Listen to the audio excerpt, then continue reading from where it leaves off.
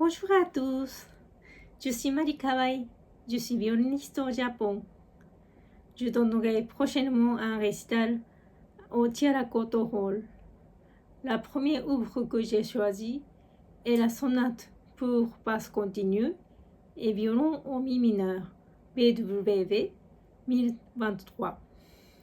Pour moi, les œuvres de Bach sont des œuvres parfaites pour améliorer ma technique et ma musicalité.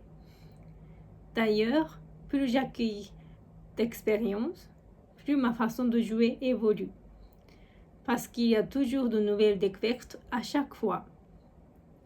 Quand je joue un morceau de Bach, j'ai l'impression qu'il peut m'accompagner toute ma vie.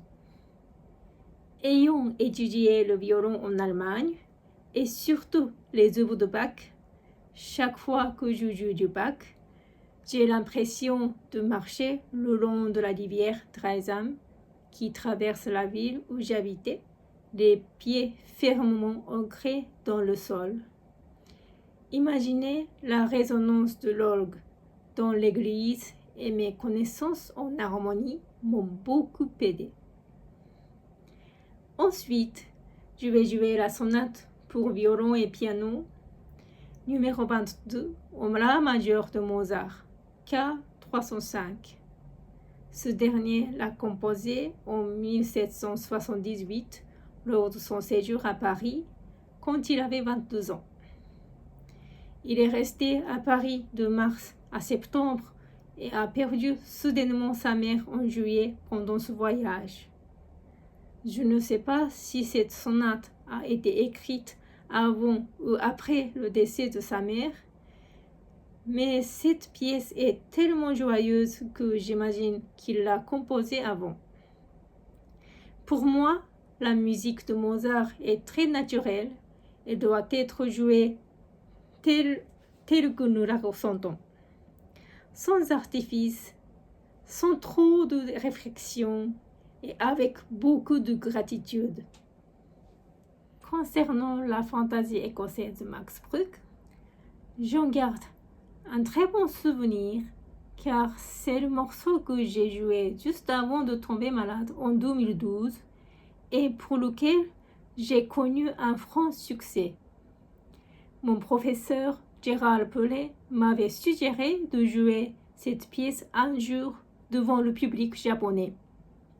Pour moi, c'est un grand défi de mettre cette œuvre musicale au programme parce qu'elle est extrêmement difficile techniquement, intense dans l'expression et les émotions et demande beaucoup de force physique. Justement, j'ai vécu plusieurs années pénibles et j'ai fortement envie d'extérioriser ces moments insupportables au travers ce morceau. Et je crois que c'est le bon moment dans ma vie pour le jouer.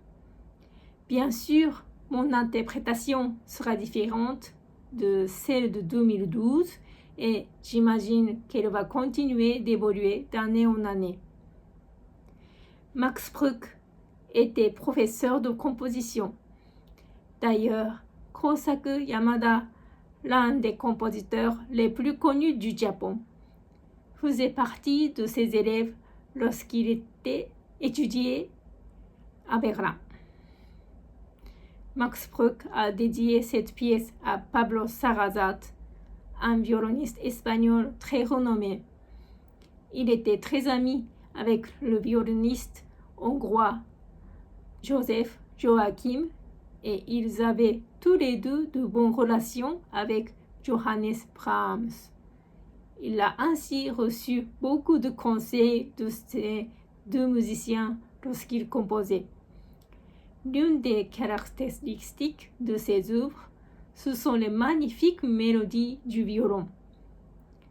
La première interprétation de la fantaisie écossaise a été faite par Joseph Joachim au violon, accompagné par Orchestre Philharmonique Royal de Liverpool, dirigé par Max Bruch.